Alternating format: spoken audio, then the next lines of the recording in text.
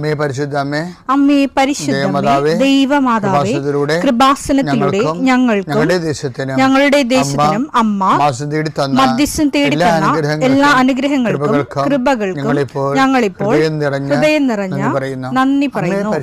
അമ്മേ പരിശുദ്ധമ്മേ ദൈവമാതാവേ, 2004 ഡിസംബർ 7 ഉച്ചകഴിഞ്ഞ് 2:30 കൃപാസനത്തിൽ സംഭവിച്ച അമ്മയുടെ പ്രത്യക്ഷപ്പെടലിനെ കുറിച്ച് തിരുസഭയ്ക്ക് സമർപ്പിച്ചിരിക്കുന്ന പഠനരേഖകളുടെ മേൽ സഭാത്മകമായ പഠനം ആരംഭിക്കുവാൻ ഞങ്ങൾ പ്രാർത്ഥിക്കുന്നു.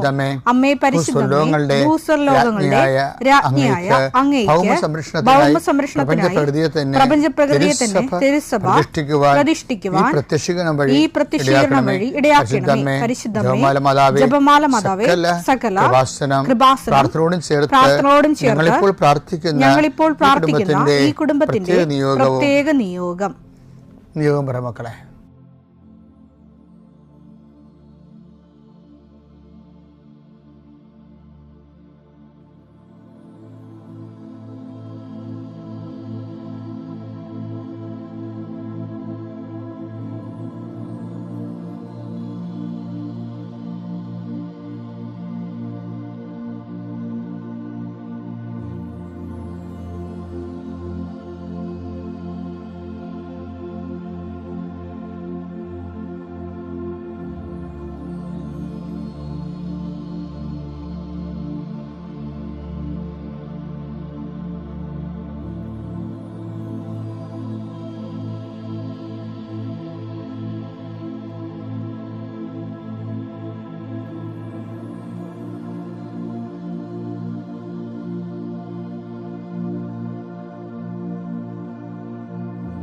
അമ്മയുടെ പ്രത്യക്ഷീകരണത്തിന്റെ ഈ അനുഗ്രഹവേളയിൽ ഞങ്ങൾക്ക് സാധിച്ചു തരുവാൻ കനിയണമേ. ആമേൻ. വിശ്വാസ പ്രമാണം. സർവശക്തനായ പിതാവും ആകാശത്തിന്റെയും ഭൂമിയുടെയും സൃഷ്ടാവുമായ ദൈവത്തിൽ ഞാൻ വിശ്വസിക്കുന്നു. അവിടുത്തെ ഏകപുത്രനും ഞങ്ങളുടെ കർത്താവുമായ ഈശോമിശിഹായിലും ഞാൻ വിശ്വസിക്കുന്നു. ഈ പുത്രൻ പരിശുദ്ധാത്മാവിനാൽ ഗർഭസ്ഥനായി കന്യകാമറിയത്തിൽ നിന്ന് പിറന്ന് പൊന്തിയോസ് പീലാത്തോസിന്റെ കാലത്ത് പീഡകൾ സഹിച്ച് കുരിശിൽ തറയ്ക്കപ്പെട്ട് മരിച്ച് അടക്കപ്പെട്ട് പാതാളങ്ങളിൽ ഇറങ്ങി മരിച്ചവരുടെ ഇടയിൽ നിന്ന് 3-ാം നാൾ ഉയർത്ത് സ്വർഗത്തിലേക്ക് എഴുന്നള്ളി സർവശക്തിയുള്ള പിതാവായ ദൈവത്തിന്റെ വലതുഭാഗത്തിരിക്കുന്നു. അവിടെ നിന്ന് ജീവിക്കുന്നവരെയും മരിച്ചവരെയും വിധിക്കുവാൻ വരുമെന്നും ഞാൻ വിശ്വസിക്കുന്നു. പരിശുദ്ധാത്മാവിലും ഞാൻ വിശ്വസിക്കുന്നു.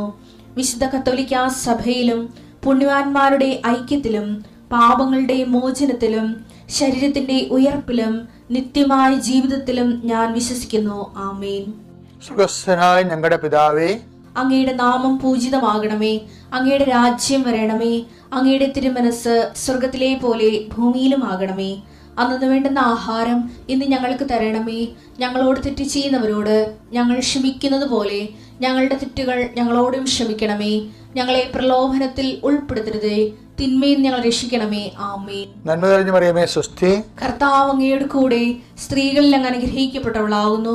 അങ്ങയുടെ ഉദരത്തിൻ ഫലമായി ഈശോ അനുഗ്രഹിക്കപ്പെട്ടവനാകുന്നു. പരിശുദ്ധ മറിയമേ, തമ്പുരാന്റെ അമ്മേ, പാപികളായ ഞങ്ങൾക്ക് വേണ്ടി ഇപ്പോഴും ഞങ്ങളുടെ മരണസമയത്തും തമ്പുരാനോട് അപേക്ഷിക്കണമേ. ആമേൻ. കർത്താവേ, നിന്റെ ഉന്നതമായ നാമത്തിന് സ്തോത്രം ചെയ്യും. കർത്താവേ, നിന്റെ വിശുദ്ധ പൗരോഹിത്യത്തെ മഹത്വപ്പെടുത്തണമേ. കർത്താവേ, സഭയിലുള്ള സാന്നിധ്യം പ്രകടമാക്കണമേ. 40 വർഷം അർപ്പിച്ച കുർബാനയുടെ യോഗ്യതയാൽ കൃപാസ്ഥാനത്താരെ ജീവനോടെ പ്രത്യക്ഷപ്പെട്ട പരിശുദ്ധ അമ്മയുടെ പ്രത്യക്ഷീകരണ സ്ഥിരീകരണത്തിനായി ഇന്ന് കൃപാസ്ഥാനത്താരെ നടക്കുന്ന 10,000-കണക്കിന് മനുഷ്യരുടെ പ്രാർത്ഥനയോട് കൂടെ ദൈവവേദലെ ഞാൻ നിന്നെ ഈശോനാമത്തിൽ ആസ്വദിക്കുന്നു. ജോലി നഷ്ടപ്പെട്ടവരെ, വിസ പ്രോസസ് ചെയ്യാത്തവരെ, വിസ നഷ്ടപ്പെട്ടവരെ, വിസ തീർന്നു പോയവരെ, വിദേശ ജോലിക്ക് വേണ്ടി ശ്രമിക്കുന്നവർ, അതിനുവേണ്ടിയുള്ള ഒരുക്കങ്ങൾ പൂർത്തിയാക്കിക്കൊണ്ടിരിക്കുന്നവർ, ഇടയ്ക്ക് വെച്ച് ആ ഫയൽ ക്ലോസ് ചെയ്തിരിക്കുന്നവർ, പെൻഡിങ് ആയിരിക്കുന്നവർ, വിവാഹം ഒത്തുവരാത്തവർ, ഒത്തുവന്ന വിവാഹം നഷ്ടപ്പെട്ടു പോയതിൻ്റെ വേദന ഉള്ളവർ, മക്കളില്ലാത്തവർ, മക്കൾക്ക് വേണ്ടി ഇപ്പോൾ പ്രഗ്നൻ്റ് ആയിരിക്കുന്നതും അതേസമയം തന്നെ എന്തെങ്കിലും മെഡിക്കലായിട്ടുള്ള കുഴപ്പങ്ങളുള്ളത് വേദനിച്ചിരിക്കുന്നവർ, അവരെല്ലാം അമ്മയുടെ മധ്യസ്ഥത്തിൽ ഈശോ നാമത്തെ ആശ്രയിക്കുന്നു. ഭവനരഹിതര്, വീടില്ലാത്തൊരു, സ്ഥലമില്ലാത്തൊരു, വഴിയില്ലാത്തൊരു വീട് വിൽക്കാൻ ആഗ്രഹിക്കുന്നവരെ, എടുത്ത് മറ്റു സ്ഥലങ്ങളിലേക്ക് പോയി താമസിക്കാൻ ആഗ്രഹിക്കുന്നവർ, അവരുടെ നിലവിലുള്ള ദോഷങ്ങളെ ഈശോ നാമത്തിൽ ബന്ധിക്കുന്നു.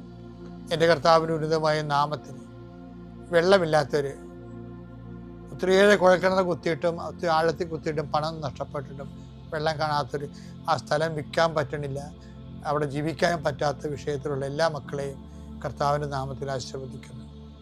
വീട് പണി തുടങ്ങാൻ പോകുന്നവർ, വീട് പൂർത്തിയാക്കാൻ പോകുന്നവർ, വീട് പരവാസ്തൽ ആചരിക്കാൻ പോകുന്നവർ, അതിന് സാമ്പത്തിക കടങ്ങളുള്ളവർ, ലോൺ പാസ്സാകാത്തവർ, ലോൺ പ്രോസസ്സിലിരിക്കുന്നവർ, സിവിൽ നോട്ട് കുറവുള്ളവർ, പോയിന്റ് കുറവുള്ളവർ, ആ മേഖലകളിലെല്ലാം കർത്താവ് അവരുടെ കഴിവിനേക്കാൾ ഉപരി ദൈവത്തിൻ്റെ കൃപ കൊണ്ട് ആ വിഷയം ദൈവ തീരുമാനം ഉണ്ടാകാൻ ഇടയാക്കണമേ. എൻ്റെ കർത്താവിന് ഉന്നതമായ നാമത്തിൽ ഏതെല്ലാം വിഷയങ്ങൾ വിട്ടുപോയിട്ടുണ്ടെങ്കിൽ അങ്ങയുടെ മക്കളതെല്ലാം മനസ്സിൽ ഓർക്കുന്ന ഈ സമയത്ത് ഞാൻ അതിനെക്കൂടി അഡ്രസ്സ് ചെയ്തുകൊണ്ട് ഈശോയുടെ നാമത്തിൽ ആശീർവദിക്കുന്നു. നിത്യം പിതാവും പുത്രനും പരിശുദ്ധാത്മാവിനെ നീക്കുവാമേ. എൻ്റെ പ്രിയപ്പെട്ടവരെ, നമ്മൾ ഭൂതം, വർത്തമാനം, ഭാവി, ഈ വിഷയങ്ങളിലുള്ള ദൈവത്തിൻ്റെ നിരീക്ഷണം, അതനുസരിച്ച് നമ്മുടെ ജീവിതത്തിൻ്റെ ക്രമീകരണം, അത് ആധ്യാത്മിക ജീവിതത്തിലുണ്ടാകുന്ന ഔന്നത്യം ഈ ദിവസം ചർച്ചയാക്കിയത്. ഇന്ന് അതിനോടനുബന്ധിച്ച് മറ്റൊരു വചനമാണ് നമ്മൾ ചർച്ചയാക്കുന്നത്. ഹെബ്രായർ 4:13. അവന്റെ മുമ്പിൽ ഒരു സൃഷ്ടിയും മറഞ്ഞിരിക്കുന്നില്ല. അവിടുത്തെ കൺമുൻപിൽ സകലതും അനാവൃതവും വ്യക്തവുമാണ്. നാം കണക്ക് ബോധിപ്പിക്കേണ്ടതും അവിടുത്തെ സന്നിധിയിലാണ്. ഒരു വിഷയം, ദൈവം നമ്മുടെ ഭാവിയെ വർത്തമാനം പോലെ കാണുന്നു എന്നുള്ളതാണ് ഉടമ്പടിയുടെ ചിറക്ക് സാവധാനത്തിലാകാൻ കാരണം. ചില പറയത്തില്ലേ, അച്ഛൻ പറഞ്ഞില്ല ഉടമ്പടി ഉടനടി പരിഹാരം ഒന്ന്, പക്ഷേ അത്രയും വലിയ മാറ്റം ഉണ്ടായില്ല എന്ന് പറയും. അപ്പോൾ അനേകം മക്കൾക്ക് കൃപാസനം പത്രത്തിലുള്ള ഫ്രണ്ട് പേജും സെക്കൻഡ് പേജും ഉള്ള എല്ലാം ഉടമ്പടി ഉടനടി പരിഹാരം ഉള്ളത് തന്നെയാണ്. അപ്പോൾ എന്നാലും കുറേ ആൾക്കാർക്ക് ഉടമ്പടിയിൽ ലാഗ് ചെയ്യുന്നുണ്ട്. അതൊരു കാരണം, നിങ്ങൾ ഈ വയറ്റിപ്പഴപ്പിന് വേണ്ടി ഇപ്പോഴത്തെ ഒരു ആവശ്യത്തിന് വേണ്ടി കുറച്ച് കുമ്പസാരവും ദാനപ്രവർത്തനവും ഒക്കെ ആയിട്ട് ജീവിച്ച് ആ ഒരു ടൈം എങ്ങനെയെങ്കിലും മാനേജ് ചെയ്ത് പോകും. പക്ഷെ നിങ്ങൾ ഭാവിയിൽ നിങ്ങൾ ആരാണെന്നുള്ള ദൈവത്തിന് അറിയാം. അതാണ് ഒറ്റ പ്രശ്നം, വലിയൊരു പ്രശ്നമാണത്. കാരണം അടുത്ത കൊല്ലം ഈ കാലങ്ങളിൽ നിങ്ങൾ ഇന്നത്തെ വിശുദ്ധി അടുത്ത കൊല്ലം ഉണ്ടാകുമോ? ശരിക്കും കാലത്തിനൊപ്പം വളരേണ്ടതല്ലേ വിശുദ്ധിയും ശക്തിയും ദൈവചൈതന്യവും. അടുത്ത കൊല്ലം ഒരു പക്ഷേ ഇതിനേക്കാൾ പണ്ടാരക്കുഴിയിലായിരിക്കും നിങ്ങൾ. ഇതിനേക്കാൾ പാപവും, ഇതിനേക്കാൾ തോന്നിവാസവും, ഇതിനേക്കാൾ ഭക്തിയും കുറവും, ഇതിനേക്കാൾ പരസ്നേഹം ഇല്ലായ്മയും അങ്ങനെയുള്ളൊരു അവസ്ഥയായിരിക്കും. പക്ഷെ ദൈവത്തിന് അത് ഇപ്പം അറിയാം, അതാ കുഴപ്പം. അപ്പം നിങ്ങൾ എന്ത് യേശുസ്തോത്രം പറഞ്ഞാലും ദൈവം ഏക്കാത്തതിൻ്റെ കാരണം അടുത്ത കൊല്ലം നിങ്ങൾ അതാത് ഇംഗിതത്തിനനുസരിച്ച് കൊണ്ട് അപ്പോഴപ്പോഴുള്ള ലാഭത്തിന് വേണ്ടി ദൈവത്തെ വിറ്റിട്ടുള്ള ആളായിരിക്കും. ഇത് നമ്മൾ അഡ്രസ്സ് ചെയ്തില്ലെങ്കിൽ ദൈവത്തെ വളരാൻ പറ്റത്തില്ല. ഇതിനോടനുബന്ധിച്ചുകൊണ്ട് വേറെ പല വചനങ്ങളുണ്ട്. സങ്കീർത്തനം 139:16. എനിക്ക് രൂപം ലഭിക്കുന്നതിന് മുൻപ് തന്നെ, എനിക്ക് ഒരു രൂപം ലഭിക്കുന്ന മുമ്പ് തന്നെ അവിടുത്തെ കണ്ണുകൾ എന്നെ കണ്ടു. എനിക്ക് രൂപം ലഭിക്കുന്ന മുമ്പ് തന്നെ അവിടുത്തെ കണ്ണുകൾ എന്നെ കണ്ടു. എനിക്ക് നിശ്ചയിക്കപ്പെട്ടിട്ടുള്ള നാളുകൾ ഉണ്ടാകുന്നതിന് മുൻപ് തന്നെ അങ്ങയുടെ പുസ്തകത്തിൽ അവ എഴുതപ്പെട്ടു. ഇത് പറയണത് എനിക്ക് രൂപം ലഭിക്കുന്നതിന് മുമ്പ് തന്നെ എന്ന് വെച്ച് കഴിഞ്ഞാല് നമ്മൾക്ക് അമ്മയുടെ ഉദരത്തിൽ രൂപം ലഭിക്കുന്നതിനെ കുറിച്ചും ബൈബിൾ പറയുന്നുണ്ട്. പക്ഷെ നമ്മൾക്ക് ഒരു വിഷയത്തെക്കുറിച്ച് രൂപം കിട്ടത്തില്ല. ചില ആൾക്കാർ പറഞ്ഞില്ലേ ഒരു രൂപവും ഇല്ല എന്ന് പറയത്തില്ലേ.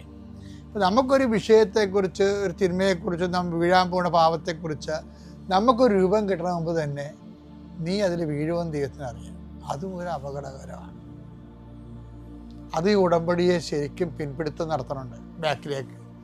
നീ ഇപ്പോഴീ കാര്യം കാണാൻ വേണ്ടി അഭ്യാസമൊക്കെ പറഞ്ഞാലും നിൻ്റെ ഭാവി അനിശ്ചിതത്വത്തിലാണ്, അപകടത്തിലാണ്. നീ നാളെ ദൈവത്തെ മറന്ന് ജീവിക്കും. അപ്പം അതുകൂടി ആ പഴുതുകൂടി അടച്ചാൽ ഉടമ്പടി സ്പീഡപ്പാകും. എൻ്റെ പേര് ഷൈജ അനീഷ്. ഞാൻ പത്തനംതിട്ട ജില്ലയിൽ കോന്നി എന്ന സ്ഥലത്ത് നിന്നാണ് വരുന്നത്. ഞാനിവിടെ ആദ്യമായി വന്ന് ഉടമ്പടി എടുക്കുന്നത് 28/11/2022 ഇതെൻ്റെ മകൻ അഖിൽ, ഇത് എൻ്റെ മകൾ ആദിത്യ, ഇതെൻ്റെ ചേച്ചിയുടെ മകൾ അതുല്യ. ഞാനിവിടെ ആദ്യമായി ഉടമ്പടി എടുക്കുന്നത് ഇവിടുത്തെ പള്ളിയെപ്പറ്റി അറിയുന്നതും എൻ്റെ ഹസ്ബൻഡ് എന്നോട് പറഞ്ഞിട്ടാണ്. ഇവിടെ ഇങ്ങനൊരു പള്ളിയുണ്ട്, ഇവിടെ വന്ന് ഉടമ്പടി എടുത്താൽ എല്ലാ കാര്യവും സാധിക്കുമെന്ന് ഹസ്ബൻഡ് പറഞ്ഞു. അങ്ങനെയാണ് ഞാനിവിടെ ആദ്യമായി ഉടമ്പടി എടുക്കാൻ വരുന്നത്. എൻ്റെ മകന് ജോലി ലഭിക്കുന്നില്ലായിരുന്നു. എല്ലായിടത്തും പോയിട്ടും അവന് എങ്ങൊന്നും ജോലി ലഭിക്കുന്നില്ലായിരുന്നു. കൂടി വന്നാൽ 1 മാസത്തിൽ കൂടുതൽ അവിടെ എങ്ങും നിൽക്കാൻ പറ്റില്ല. അങ്ങനെ ഒരു അവസ്ഥയിലാണ് ഞാനിവിടെ വന്ന് ഉടമ്പടി എടുക്കുന്നത്.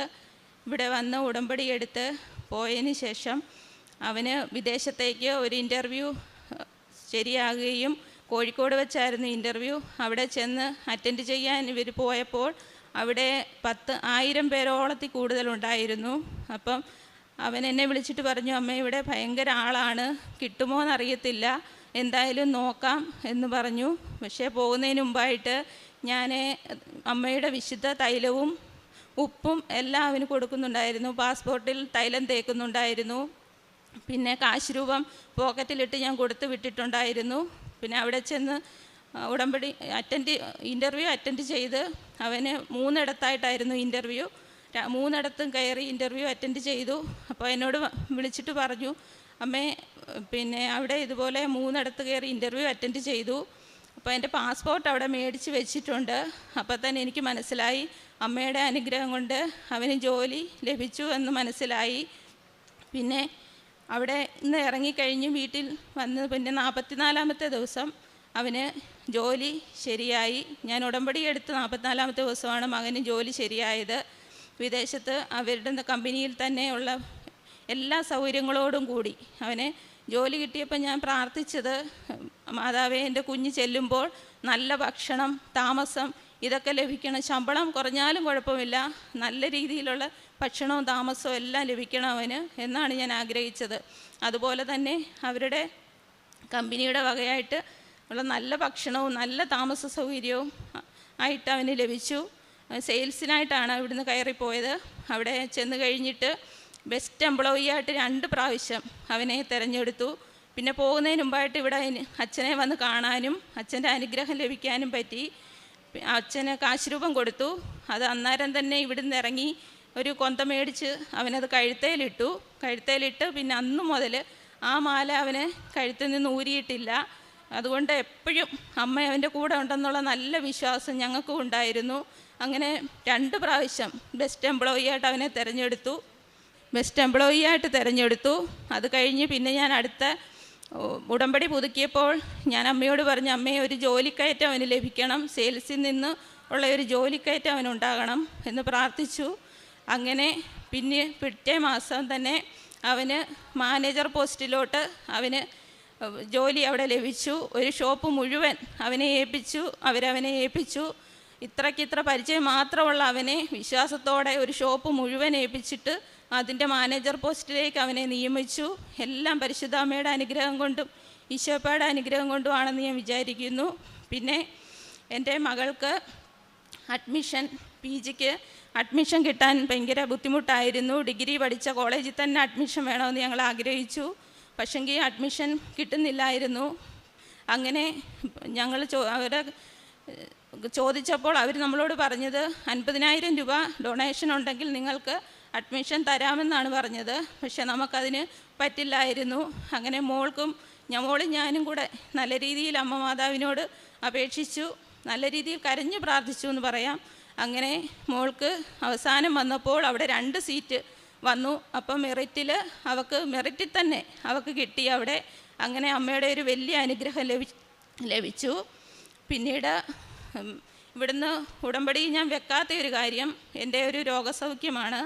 ഞാൻ ഇവിടുന്ന് ഉടമ്പടി വെച്ചിട്ടില്ലായിരുന്നു. ആ ഒരു രോഗസൗഖ്യം എനിക്ക് ബ്രീത്തിങ് പ്രോബ്ലം ഉണ്ടായിരുന്നു. എന്ന് വെച്ചാൽ അടച്ചിട്ട റൂമുകളിലൊന്നും എനിക്ക് കിടക്കാനോ ഇരിക്കാനോ ഒന്നും പറ്റാത്തൊരവസ്ഥ ഉണ്ടായിരുന്നു. അത് നല്ല രീതിയിലുണ്ടായിരുന്നു. ചിലപ്പോൾ ഉറങ്ങാതൊക്കെ ഞാനത് ഇരിക്കുമായിരുന്നു. അതുപോലൊരു ബുദ്ധിമുട്ടായിരുന്നു.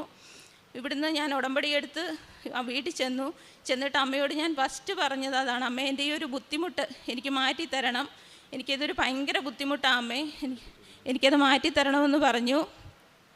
അന്ന് തന്നെ ഞാനൊരു പത്രം മടക്കി എൻ്റെ തലയണയുടെ കീഴിൽ വെച്ചു. പിറ്റേ ദിവസം മുതൽ ആ ഒരു ബുദ്ധിമുട്ട് എനിക്കുണ്ടായിട്ടില്ല. അന്ന് തന്നെ പിറ്റേന്ന് മുതൽ പിന്നെ എനിക്ക് അങ്ങനെ ഒരു പ്രശ്നമേ ഇല്ല. എനിക്ക് എങ്ങനെയും റൂമടച്ചാലും ഒന്നും എനിക്കൊരു പ്രശ്നം ഉണ്ടായിട്ടില്ല. പിന്നെ വർഷങ്ങൾ കൊണ്ട് എൻ്റെ പുറത്തൊരു പരുവ് പോലെ വരും, അതെല്ലാ വർഷവും കീറിക്കളയും. ഹോസ്പിറ്റലിൽ പോയി അത് കീറിക്കളഞ്ഞാൽ മാത്രമേ അത് പോകത്തുള്ളായിരുന്നു. അപ്പോൾ ഇവിടുന്ന് ഉടമ്പടി എടുത്ത് പോയി കഴിഞ്ഞും ഉടമ്പടി എടുക്കുന്ന സമയത്ത് ചെറിയ രീതിയിൽ അത് ഉണ്ടായിരുന്നു. അത് കഴിഞ്ഞ് എനിക്കത് വീണ്ടും അത് പഴുത്തു. ഹോസ്പിറ്റലിൽ പോകാൻ വിളിച്ചു, ഞാൻ പോയില്ല. ഞാൻ പറഞ്ഞു ഞാൻ ഉടമ്പടി എടുത്തതാണ്, അതുകൊണ്ട് ഞാൻ വരുന്നില്ല.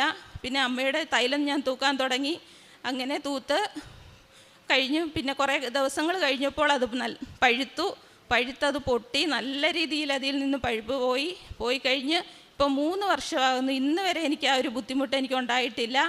അമ്മ മാതാവിൻ്റെ അനുഗ്രഹം കൊണ്ട് ആ ഒരു അസുഖവും മാറിക്കിട്ടി.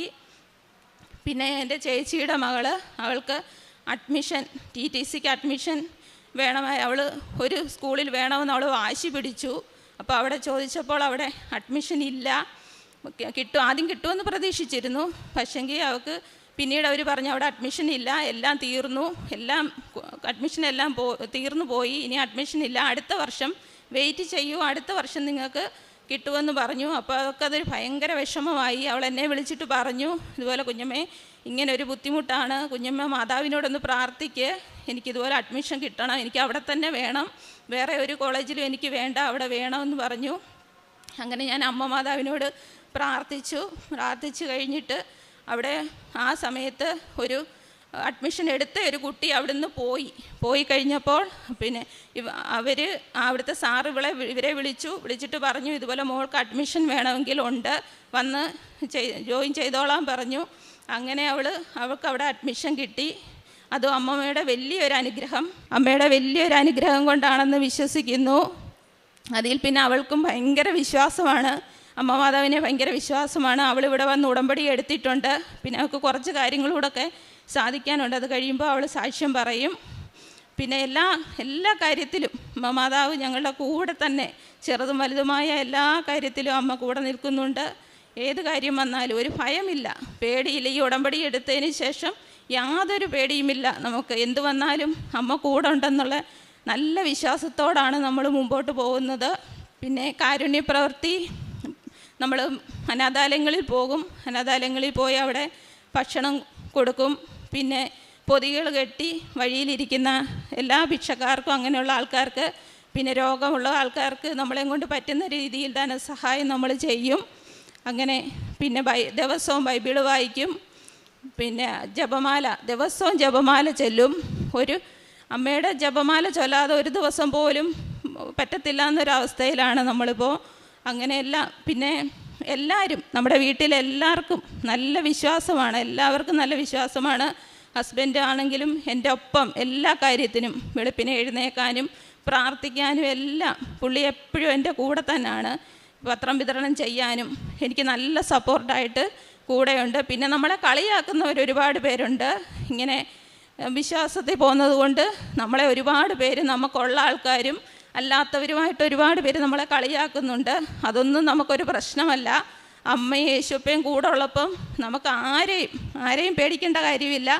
ആര് കളിയാക്കിയാലും ഞങ്ങൾക്ക് പ്രശ്നമില്ല. ഇത്രയും അനുഗ്രഹങ്ങൾ തന്ന ഈശോപ്പയ്ക്കും പരിശുദ്ധ അമ്മയ്ക്കും 1000 നന്ദി പറയുകയാണ്. ഇനിയും മുമ്പോട്ടും ഈ ഉടമ്പടിയിൽ തന്നെ എൻ്റെ ജീവിതകാലം മുഴുവനും അമ്മ മാതാവിൻ്റെ ഉടമ്പടിയിൽ തന്നെ മുമ്പോട്ട് പോകാനാണ്. എൻ്റെ പേര് ഡേവിഡ്, ഞാൻ കൽപ്പറമ്പിൽ നിന്ന് വരുന്നു. ഇതെൻ്റെ ഭാര്യ അങ്കിത, ഇതെൻ്റെ മൂത്ത മകൻ ക്രിസ്റ്റോ ഡേവിഡ്, ഇതെൻ്റെ ഇളയ മകൻ ക്രിസ്റ്റി ഡേവിഡ്.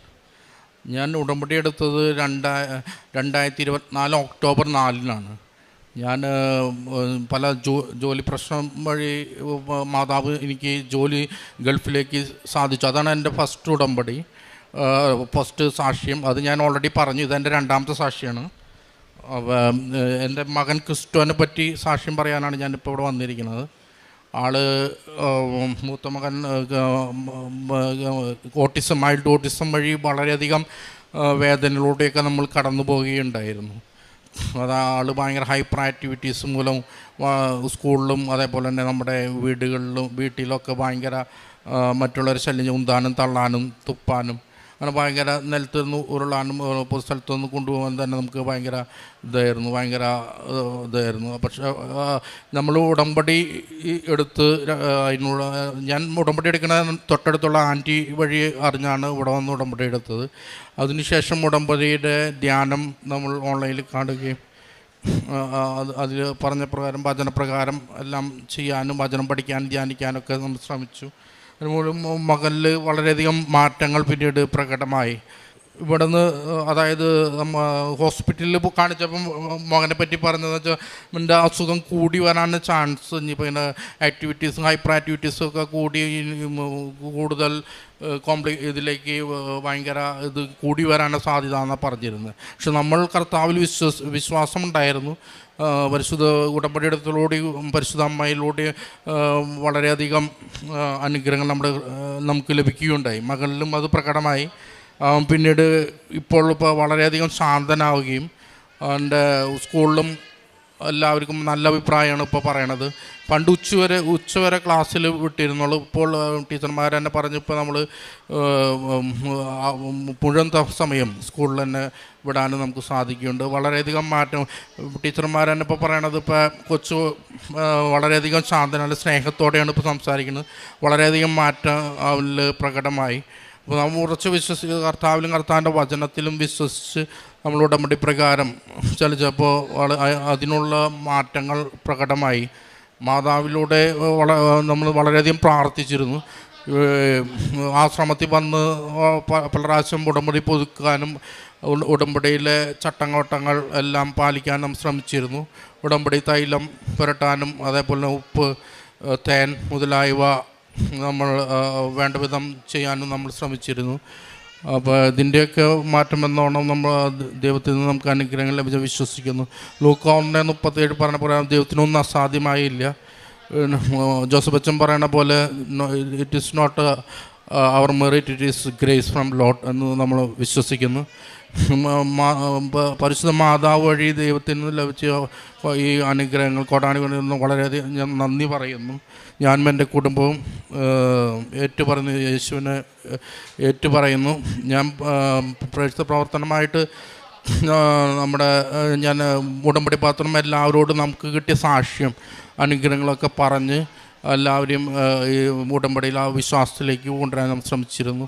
ഹോസ്പിറ്റലുകളിലും ഗവൺമെൻറ് ആശുപത്രികളിലും എല്ലാം പോയി അവിടുത്തെ രോഗികളെ സന്ദർശിച്ച് നമുക്ക് പറ്റണ പോലെ നമ്മുടെ തന്നെ എക്സ്പീരിയൻസ് നമ്മൾ ഷെയർ ചെയ്ത് കൊടുക്കാനും നമ്മൾ ശ്രമിച്ചിരുന്നു. പിന്നെ വയസ്സായവരും നമ്മുടെ റിലേറ്റീവ്സ് ഉള്ളവരുടെ അവശരായവരെയൊക്കെ സന്ദർശിച്ച് ഈ കാശുരൂപം വെച്ച് അവരെ പ്രാർത്ഥിക്കുന്ന വഴി അതിലൂടെ കുറേ ഡെലിവറൻസ് ലഭിച്ചതായും എനിക്ക് സാക്ഷ്യം പറയാനുണ്ട്. പിന്നെ ഞാൻ അതേ പ്രകാരം ഞാൻ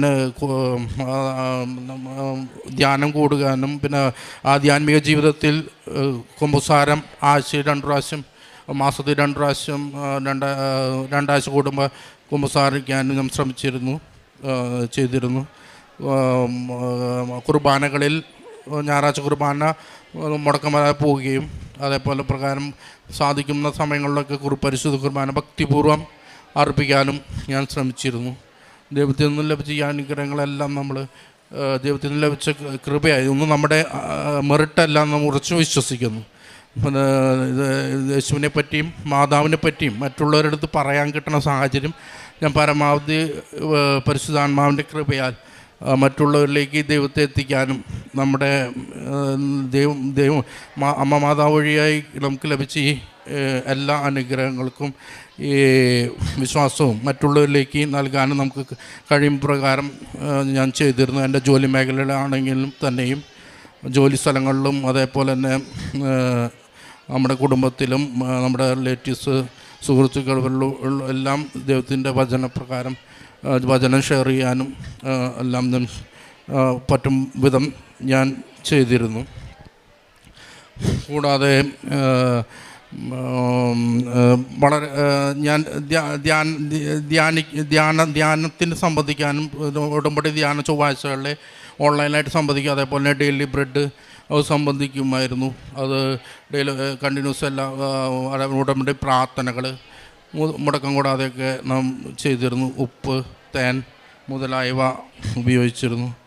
ഇതിലൂടെയൊക്കെ പിന്നെ നമ്മുടെ വേതനത്തിൻ്റെ ഒരു വിഹിതം ലഭിക്കുമ്പോൾ അത് പാവപ്പെട്ട കാരുണ്യപ്രവൃത്തിയായിട്ട് പാവപ്പെട്ടവരെ സഹായിക്കാനായിട്ട് ഉപയോഗിച്ചിരുന്നു.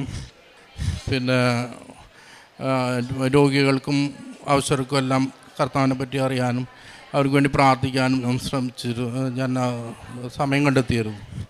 എല്ലാം ദൈവത്തിൻ്റെ കൃപയാലാണ് എന്ന് ഞാൻ ഉറച്ചു വിശ്വസിക്കുന്നു. ഒന്നും നമ്മുടെ മെറിറ്റോ നമ്മുടെ യോഗ്യതയോ അല്ല, പരിശുദ്ധാത്മാവിൻ്റെ കൃപയാൽ നമുക്കത് സാധിച്ചു. നമ്മുടെ കുടുംബത്തിന് ദൈവം നൽകിയ അതായത് ലൂക്ക 1:37 പറയുന്നത് ദൈവത്തിനൊന്നും അസാധ്യമായില്ല ഇല്ല എന്ന് ഞാൻ ഉറച്ചു വിശ്വസിക്കുന്നു. എൻ്റെ ഈ അവസ്ഥയിലും ദൈവം ഈ പ്രവർത്തിച്ചത്, ഈ കൊച്ചിൻ്റെ ഈ അവസ്ഥയിലും ഡോക്ടർമാർ പോലും തള്ളിക്കളഞ്ഞ ഈ അവസ്ഥയിൽ ഞാൻ ഉറച്ചു വിശ്വസിച്ച പ്രകാരം എനിക്ക് പരിശുദ്ധാത്മാവാണ് ശക്തി നൽകിയത്. ഈ വചനത്തിൽ വിശ്വസിച്ച് ദൈവം അത്ഭുതം പ്രവർത്തിക്കും. അതായത് രോഗിയുടെ അടുത്ത് കർത്താവ് പറയേണ്ടല്ലോ, നിൻ്റെയോ ഇവൻ്റെയോ അത് പ്രകാരം ഇവൻ്റെ കുടുംബത്തിൻ്റെയോ പ്രോബ്ലം മൂലമല്ല പിന്നെ സംഭവിച്ചത്, ദൈവത്തിൻ്റെ മഹത്വം ദർശിക്കാൻ വേണ്ടിയാണ് എന്ന് ഞാൻ വിശ്വസിക്കുന്നു. അപ്പോൾ ദൈവം നമ്മൾ പ്രവർത്തിക്കാനായിട്ട് ഞങ്ങളുടെ കുടുംബത്തിൽ ഞങ്ങളിലെല്ലാം പ്രവർത്തിക്കാനായിട്ടാണ് ഈ ഓരോ തീക്ഷ്ണമായ ഇതിലൂടെ ഓരോ പീഡനങ്ങളിലൂടെ കടന്നുപോയതെന്ന് ഞാൻ ഉറച്ചു വിശ്വസിക്കുന്നു. ദൈവത്തിനും അമ്മ മാതാവിനും 1000 നന്ദി അർപ്പിച്ചുകൊണ്ട് ഞാൻ സാക്ഷ്യം. പേര് മെർലിൻ, ഞാൻ കോഴിക്കോട് നിന്ന് വരുന്നു. ഇതെൻ്റെ ഭർത്താവിൻ്റെ അമ്മയാണ്, ഇതെൻ്റെ കുഞ്ഞ്. ഞാൻ ഇവിടെ പറയാൻ പോകുന്ന എൻ്റെ 3ാമത്തെ ഉടമ്പടി സാക്ഷ്യമാണ്. എനിക്ക് 6 വർഷമായിട്ട് കുട്ടികളില്ലായിരുന്നു. 2018 ഡിസംബർ 24 മുതലാണ് ഞാൻ കൃപാസനത്തിൽ വന്ന് ഉടമ്പടി എടുക്കുന്നത്. 2018 എൻ്റെ വിവാഹം നടക്കാൻ വേണ്ടിയായിരുന്നു ഞാൻ ഉടമ്പടി എടുത്തത്. അതിൻ്റെ സാക്ഷ്യങ്ങൾ ഞാൻ മുൻപിൽ പറഞ്ഞിട്ടുണ്ട്. 6 വർഷമായിട്ട് കുട്ടികളില്ലെങ്കിലും ഞാൻ ദൈവത്തിൽ തന്നെ വിശ്വസിച്ച് മുന്നോട്ട് പോവുകയായിരുന്നു. അതിനുവേണ്ടി പ്രത്യേകമായിട്ടൊരു ട്രീറ്റ്മെൻറ്റിനോ ഹോസ്പിറ്റലിലോ ഞാൻ പോയിട്ടില്ല. എനിക്ക് ദൈവം എല്ലാം അതിൻ്റേതായ തക്ക സമയത്ത് ഇന്നോളം തന്നിട്ടുണ്ട്. അപ്പോൾ ദൈവത്തിനൊരു സമയം, ഒരു പദ്ധതി എന്നെക്കുറിച്ച് ഉണ്ടെന്ന് ഞാൻ പൂർണ്ണമായിട്ടും വിശ്വസിച്ചു. അതുകൊണ്ട് കുട്ടികളില്ലാത്ത ചോദ്യങ്ങൾ വരുമ്പോഴും ദൈവം എനിക്ക് തരും എന്ന് ഞാൻ വിശ്വസിച്ചു. 6 വർഷമായിട്ട് ഉടമ്പടി പുതുക്കിക്കൊണ്ടിരുന്നു. പിന്നെ എല്ലാവരും ചോദിക്കുന്ന കണ്ടപ്പോൾ ഇനിയും കുറച്ചും കൂടെ സമയം ചുരുക്കം നടക്കണമെന്ന് ഞാൻ ആഗ്രഹിച്ചിരുന്നു. ഞാൻ അച്ഛനെ വന്ന് കൈവെപ്പ് ശുശ്രൂഷയ്ക്ക് വേണ്ടി ജോസഫ് അച്ഛൻ്റെ അടുത്ത് വരികയും തൈലം പൂശി പ്രാർത്ഥിക്കുകയും ചെയ്തു. അപ്പോൾ ഞാൻ ഇങ്ങനെയാണ് പ്രാർത്ഥിച്ചത്: എൻ്റെ യോഗ്യതയല്ല, അച്ഛൻ്റെ പൗരോഹിത്യത്തിൻ്റെ യോഗ്യതയിൽ എനിക്കൊരു കുഞ്ഞിനെ തരണമെന്ന് ഞാൻ പ്രാർത്ഥിച്ചിരുന്നു. അതിൻ്റെ ഫലമായിട്ട് ഞാൻ 1 ജാനുവരി 2025 ഇവിടെ വന്ന് അച്ഛനെ കണ്ട് പ്രാർത്ഥിച്ചത്.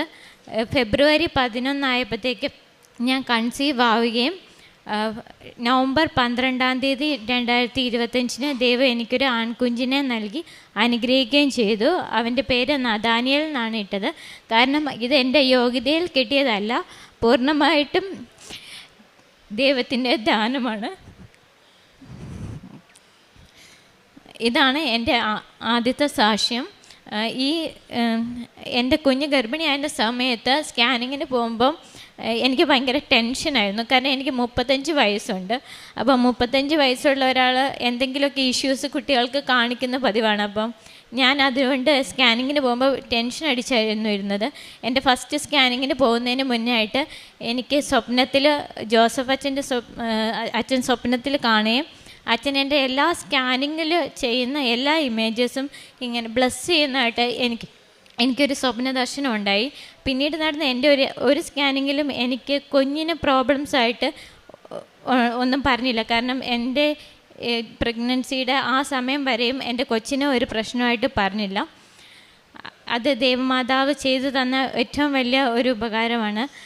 അതുപോലെ തന്നെ ഈ കുഞ്ഞുണ്ടാവുന്നതിന് മുന്നേ എൻ്റെ അമ്മയ്ക്കും അതുപോലെ തന്നെ എൻ്റെ നാത്തൂനും മെഴുകുതിരിയിൽ ഒരു കുഞ്ഞിൻ്റെ ഭ്രൂണം പോലെ വരികയും അതുപോലെ തന്നെ വേളാങ്കണ്ണി മാതാവിൻ്റെ രൂപത്തിൽ ഒരു കുഞ്ഞിനെ എടുത്ത് നിൽക്കുന്നതായിട്ട് ഒരു ഡിസംബർ 12-ാം തീയതി കാണുകയുണ്ടായി. എല്ലാ മാസവും ഒരു 12-ാം തീയതിക്കാണ് എനിക്ക് ഏറ്റവും കൂടുതൽ ക്വസ്റ്റ്യൻസ് ഉണ്ടാവുക. കുട്ടിയുടെ എന്തെങ്കിലും ഒരു പ്രോഗ്രസ് ഉണ്ടാവുമെന്ന്. അപ്പോൾ എല്ലാ മാസവും 12-ാം തീയതി ഞാൻ കാത്തിരിക്കും എന്താ പറയേണ്ടതെന്ന്. മാതാവ് അനുഗ്രഹിച്ച നവംബർ 12-ന് എനിക്കൊരു നല്ല കുഞ്ഞിനെ നൽകി അനുഗ്രഹിച്ചു. മാതാവിനും തിരുക്കുമാരനും 1000 നന്ദി പറയുന്നു. രണ്ടാമതായിട്ട് ഞാൻ ജർമ്മനിയിലാണ്. അപ്പം ജർമ്മനിയിൽ 2022 ഉടമ്പടി പ്രകാരം എനിക്കൊരു നല്ലൊരു ഭവനം തന്നിരുന്നു. പക്ഷേ അതിൻ്റെ കോൺട്രാക്റ്റ് തീരുമായിരുന്നു ഈ വർഷം. തീർന്നു കഴിഞ്ഞാൽ ഇനി പുതിയൊരു വീട് ലഭിക്കാൻ കുറച്ച് ബുദ്ധിമുട്ടായിരുന്നു. അപ്പോൾ ആ കോൺട്രാക്റ്റ് ഈ വർഷം കൂടെ എക്സ്റ്റെൻഡ് ആവണമെന്ന് ഞാൻ പ്രാർത്ഥിച്ചിരുന്നു. അതിൻ്റെ ഫലമായിട്ട് ആ കോൺട്രാക്റ്റ് എക്സ്റ്റെൻഡ് ആവാൻ സാധിച്ചു. അതുപോലെ എൻ്റെ അമ്മയ്ക്ക് 5 വർഷമായിട്ട് കയ്യിൽ അരിമ്പാറ ഉണ്ടായിരുന്നു. ഈ കുഞ്ഞ് ജനിച്ചവനെ കുളിപ്പിക്കാനാകുമ്പോഴത്തേക്കെങ്കിലും അത് മാറ്റിത്തരണേ മാതാവേ എന്ന് പ്രാർത്ഥിച്ചു. ഉടമ്പടി തൈലം തൊട്ട് പ്രാർത്ഥിച്ചതിൻ്റെ ഫലമായിട്ട് ഇവനെ കുളിപ്പിക്കേണ്ട സമയമായപ്പോഴത്തേക്ക് അമ്മയുടെ കയ്യിൽ നിന്ന് അരിമ്പാറ പൂർണ്ണമായിട്ട് മാറ്റി. ഈ അവസരത്തിലൊക്കെ അമ്മ ഉടമ്പടി തൈലവും ഉപ്പൊക്കെ ഉപയോഗിക്കുമായിരുന്നു. ഈ പ്രഗ്നൻസി ടൈമിൽ എനിക്ക് ഹൈ തൈറോയ്ഡ് ഇഷ്യൂസ് ഉണ്ടായിരുന്നു. അപ്പോൾ ഈ പ്രഗ്നൻസി കഴിഞ്ഞ് മെഡിസിൻ ഇല്ലാതെ തൈറോയ്ഡ് ചെക്ക് ചെയ്യുന്ന ഒരു അവസരം വന്നപ്പോൾ ഞാൻ പരിശുദ്ധ അമ്മയോട് പ്രാർത്ഥിച്ചായിരുന്നു, എനിക്ക് തൈറോയ്ഡിൻ്റെ ഇഷ്യൂ ഇനി കാണിക്കരുത്, ജീവിതാവസാനം വരെ മരുന്ന് കഴിക്കേണ്ട അവസ്ഥ വരും. അത് പ്രാർത്ഥിച്ചതിൻ്റെ ഫലമായിട്ടും സാക്ഷ്യം അമ്മയുടെ പ്രതിഷ്ഠീകരണത്തിൻ്റെ സാക്ഷിയായി പറഞ്ഞേക്കാമെന്ന് നേർന്നതിൻ്റെ ഫലമായിട്ടും എനിക്ക് പിന്നീട് തൈറോയ്ഡ് ചെക്ക് ചെയ്ത സമയത്ത് എൻ്റെ തൈറോയ്ഡ് പൂർണ്ണമായിട്ടും മാറിക്കിട്ടി. ഞാൻ ഇതിനു വേണ്ടി 2018 മുതൽ ഞാൻ പ്രേക്ഷണ പ്രവർത്തനം ചെയ്യുന്ന ആളാണ്. ഇപ്പോൾ ഈ കുഞ്ഞ് ജനിക്കുന്നതിന് മുന്നേ ഞാൻ ഉടമ്പടി പുതുക്കിയപ്പോഴും ഞാൻ എല്ലായിടത്തും പോയി പ്രേക്ഷണ പ്രവർത്തനം ഏത് മതസ്ഥർക്കാണെങ്കിലും ഞാൻ പത്രം കൊടുക്കും. എവിടെ ഗ്രോട്ടോയിൽ പത്രം ഇരുന്നാലും, ഇപ്പോൾ പഴയ പത്രമാണെങ്കിലും ഇപ്പം നനഞ്ഞിരിക്കുന്ന പത്രമാണെങ്കിലും ഞാനത് ഉണക്കിയാണെങ്കിലും എല്ലാവർക്കും എന്നെ കൊണ്ട് കഴിയുന്ന രീതിയിൽ ഞാൻ കൊടുക്കും. ഇപ്പോൾ സന്തോഷത്തോടെ സ്വീകരിക്കുന്നവർക്ക് അങ്ങനെ. ഇനി ആരും വേണ്ട എന്ന് പറഞ്ഞാലും ഞാൻ അങ്ങനെ ഒന്നും പ്രത്യേകിച്ചൊന്നും പറയത്തില്ല, എൻ്റെ കയ്യിൽ തന്നെ വെക്കുകയുള്ളൂ. ഞാൻ എൻ്റെ എല്ലാ പത്രത്തിലും ഉടമ്പടി തൈലം പൂശും. 2021-22 കാലഘട്ടത്തിലൊക്കെയാണെങ്കിൽ ഞാൻ കാശുരൂപം കൊണ്ട് കൊടുക്കുമായിരുന്നു. അതുപോലെ തന്നെ പ്രാർത്ഥന എഴുതി അതിൻ്റെ ഉള്ളിൽ വെച്ച് കൊടുക്കുമായിരുന്നു. ഇതൊക്കെയാണ് എൻ്റെ പ്രേക്ഷിത പ്രവർത്തനം. കാരുണ്യപ്രവർത്തനം എന്ന് പറഞ്ഞാൽ ഞാനിപ്പോൾ ജർമ്മനിയിലായതുകൊണ്ട് ഞാൻ കൂടുതലായിട്ടും പൈസയ്ക്ക് ആവശ്യമുള്ള ആർക്കെങ്കിലും രോഗികളായിട്ടുള്ളവർക്ക് പൈസ കൊടുത്ത് സഹായിക്കാറാണ് പതിവ്. പ്രഗ്നൻസി ടൈമിൽ എനിക്ക് മൂക്കിക്കൂടെ ബ്ലഡ് വരുമായിരുന്നു. അപ്പോൾ മൂക്കിക്കൂടെ ബ്ലഡ് വരുമ്പോൾ ക്യാൻസർ അങ്ങനെയൊക്കെ ആവുന്ന ടെൻഷനായതുകൊണ്ട് ഞാൻ മാതാവിന് 2ാമത്തെ നിയോഗമെന്ന് വെച്ച് പ്രാർത്ഥിക്കുമായിരുന്നു, മൂക്കിക്കൂടെയുള്ള ബ്ലഡ് വരരുതെന്ന്. ആ നിയോഗം വെച്ചതിൻ്റെ ഫലമായിട്ട് പിന്നെ മൂക്കിക്കൂടെ ബ്ലഡ് വന്നില്ല. കുഞ്ഞുണ്ടായപ്പോൾ കുഞ്ഞിന് പാല് മൂക്കിക്കൂടെ വരുമായിരുന്നു. അപ്പം കൃപാസനത്തിൽ പ്രാർത്ഥിച്ച് ഉടമ്പടി തൈലം തൊട്ട് പ്രാർത്ഥിച്ചതിൻ്റെ ഫലമായിട്ട് ഇപ്പോൾ അവന് മൂക്കിക്കൂടെ പാല് വരുന്ന പ്രശ്നം മാറിക്കിട്ടി. ഇത്രയധികം അനുഗ്രഹം തന്ന തിരുക്കുമാരനും പരിശുദ്ധ അമ്മയ്ക്കും 1000 നന്ദി പറയുന്നു. ഇതിലൂടെ ദൈവപിതാവിനും മഹത്വമുണ്ടായി. അൾത്താരയിൽ സാക്ഷ്യം പറയാൻ അനുഗ്രഹിച്ചതിന് പരിശുദ്ധ അമ്മ മാതാവിനും തിരുക്കുമാരനും കോടാനുകൂടി നന്ദി പറഞ്ഞുകൊണ്ട് ഞാൻ എൻ്റെ സാക്ഷ്യം പറയുന്നു. എൻ്റെ പേര് അനു. ഞാൻ വരുന്നത് ഏറ്റുമാനൂരിൽ നിന്നാണ്. Saint Mary's Church Vedagiri ഇടഭാഗമാണ്.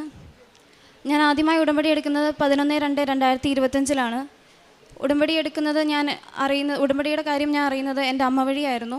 അമ്മ ആദ്യം ഇവിടെ വന്ന് ഉടമ്പടി എടുത്തിരുന്നു. അങ്ങനെ ഞാൻ ഉടമ്പടി എടുത്തു. ഉടമ്പടി എടുക്കുന്നതിന് മുൻപ് ഞാൻ വിദേശ പഠനത്തിനായി ജർമ്മനിക്ക് പോകാനായിട്ട് ലാംഗ്വേജ് പഠിക്കുന്ന സമയത്തായിരുന്നു ഉടമ്പടി എടുത്തിരുന്നത്. ഉടമ്പടി എടുക്കുന്നതിന് മുൻപ് തന്നെ ഞാൻ ആദ്യം ഒന്ന് എക്സാം, എൻ്റെ കൂടെ ഉള്ള കുട്ടികളും ഞാനും എക്സാം എഴുതാനായിട്ട് പോയിരുന്നു. ആ എക്സാമിന് ഞാൻ നന്നായി പ്രാർത്ഥിച്ചിരുന്നെങ്കിലും എൻ്റെ മെറിറ്റിലായിരുന്നു ഞാൻ കൂടുതൽ വിശ്വസിച്ചിരുന്നത്. അതുകൊണ്ട് തന്നെ എനിക്ക് ആ എക്സാം നന്നായിട്ട് എഴുതാൻ പറ്റിയില്ല, വിജയിക്കാൻ സാധിച്ചില്ല. അപ്പോൾ എനിക്ക് മനസ്സിലായി ഇത് എൻ്റെ മെറിറ്റ് കൊണ്ടല്ല, മാതാവിൻ്റെയും ഈശോയുടെയും കൃപ കൊണ്ട് മാത്രമേ എനിക്ക് പാസ്സാവാൻ സാധിക്കുകയുള്ളൂ എന്ന് എനിക്ക് മനസ്സിലായി. അങ്ങനെ ഞാൻ ഉടമ്പടി എടുത്തു. ഉടമ്പടിയുടെ എല്ലാ നിബന്ധനകളും കറക്റ്റായിട്ട് ഞാൻ പാലിച്ചു. എല്ലാ ദിവസവും പള്ളിയിൽ പോയി കുർബാന സ്വീകരിച്ചു. 15 ദിവസം കൂടുമ്പോൾ കുമ്പസാരിച്ചു. 1 മണിക്കൂർ ബൈബിൾ വായിക്കാൻ തുടങ്ങി. അരമണിക്കൂർ ഞാൻ വ്യക്തിപരമായി പ്രാർത്ഥിക്കാൻ തുടങ്ങി. അങ്ങനെ എല്ലാ നിബന്ധനകളും കറക്റ്റായിട്ട് പാലിച്ചു. എന്നും 5:30-ക്കുള്ള പ്രതീക്ഷീകരണ പ്രാർത്ഥന മുടങ്ങാതെ ഞാൻ ചെല്ലുമായിരുന്നു. ഡെയിലി ബ്ലെസ്സിങ്, അച്ഛൻ്റെ ഡെയിലി ബ്ലെസ്സിങ് സ്റ്റാറ്റസ് ഇടുകയും ഷെയർ ചെയ്യുകയും വചനങ്ങൾ എഴുതി അയക്കുകയും ചെയ്യുമായിരുന്നു. വചനങ്ങൾ എഴുതാൻ തുടങ്ങി. അങ്ങനെ ഞാൻ അടുത്ത എക്സാമിന് വേണ്ടി ആദ്യമായി സ്ലോട്ട് എടുത്തു. മാർച്ചിൽ എക്സാമിന് സ്ലോട്ട് എടുത്തു. ആദ്യം തന്നെ എഴുതാനിരുന്നത് സ്പീക്കിങ്ങും റൈറ്റിങ്ങും ആണ്. ആദ്യമായിട്ട് എഴുതുന്നതുകൊണ്ട് തന്നെ നല്ല പേടിയുണ്ടായിരുന്നു. അഡ്വൈസ് ചോദിച്ചവരെല്ലാം പറഞ്ഞത് ഏറ്റവും പാടുള്ള എക്സാമാണ്, ആദ്യത്തെ അറ്റംപ്റ്റിന് കിട്ടത്തില്ല, 2 തവണയൊക്കെ എഴുതി കഴിയുമ്പം പാസ്സാകുമായിരിക്കും എന്നാണ് പറയുന്നത്. പക്ഷേ ഉടമ്പടിയിൽ ഞാൻ പൂർണ്ണമായി വിശ്വസിച്ച് പ്രാർത്ഥിച്ചു. ഈ എക്സാമിന് പ്രിപ്പയർ ചെയ്യുന്നതിന് മുന്നേ ഞാനൊരു വചനം എഴുതി പ്രാർത്ഥിക്കുമായിരുന്നു. നീ അവരെ ഭയപ്പെടേണ്ട, നിൻ്റെ രക്ഷയ്ക്ക് നിന്നോട് കൂടെ ഞാനുണ്ട്, ജെറമ്യ 1:8. ഈ വചനം എഴുതി പ്രാർത്ഥിച്ചുകൊണ്ട് ഞാൻ ആദ്യത്തെ എക്സാമിന് പോയി. 2 എക്സാമും വളരെ ടഫുള്ള എക്സാമായിരുന്നു. എക്സാം ഹാളിൽ കയറി ഞാൻ ഉടമ്പടി വസ്തുക്കളും ഉടമ്പടി തൈലവും കാശുരൂപം ഡ്രസ്സിൽ സ്റ്റിച്ച് ചെയ്തിട്ടുണ്ടായിരുന്നു. എൻ്റെ സുഹൃത്തിന് ഞാൻ ഉടമ്പടി തൈലം വെച്ച് നെറ്റിയിൽ കുരിശ് വരച്ചു കൊടുത്തിരുന്നു. അങ്ങനെ ഉടമ്പടി വസ്തുക്കൾ ഉപയോഗിച്ച് ഞാൻ എക്സാം ഹാളിൽ കയറി. ഇടയ്ക്ക് പാടായി പോയപ്പോഴും പറയാൻ പറ്റാതെ വന്ന സമയത്ത് ഉടമ്പടി കാശുരൂപത്തിൽ മുറുകെ പിടിച്ചുകൊണ്ട് അവർ ചോദിച്ചതിന് എനിക്ക് ഉത്തരം പറയാൻ സാധിച്ചു. അങ്ങനെ എക്സാം ഹാളിൽ നിന്ന് ഇറങ്ങി. ആ എക്സാമിൻ്റെ ആദ്യത്തെ അനുഗ്രഹം എനിക്ക് കിട്ടിയത് 10 മണി തൊട്ട് 6 മണി വരെയുള്ള എക്സാമിന് എനിക്ക് 10 മണിക്ക് തന്നെ എക്സാമിന് അറ്റൻഡ് ചെയ്യാൻ പറ്റി. അത് തന്നെയായിരുന്നു ഏറ്റവും വലിയ അനുഗ്രഹം. വേഗം തന്നെ എക്സാം എഴുതി ഇറങ്ങാൻ പറ്റി. പിറ്റേ ദിവസം എക്സാമിന് കയറി, റൈറ്റിങ്ങിന് കയറി. എനിക്കറിയാത്തൊരു ടോപ്പിക്ക് വന്നു. ഉടമ്പടി ഉപ്പ് ഞാൻ എഴുതുന്ന പേപ്പറിൻ്റെ മുന്നിൽ വിതറിയിട്ടായിരുന്നു വിശ്വാസപ്രമാണം ചൊല്ലി എഴുതിയത്. കറക്റ്റ് സമയത്ത് എഴുതി ഞാൻ കൊടുത്തു. റിസൾട്ട് വന്നപ്പോൾ ഒരു തടസ്സവും കൂടാതെ ഫസ്റ്റ് അറ്റംപ്റ്റിൽ തന്നെ എനിക്കത് പാസ്സാവാൻ പറ്റി.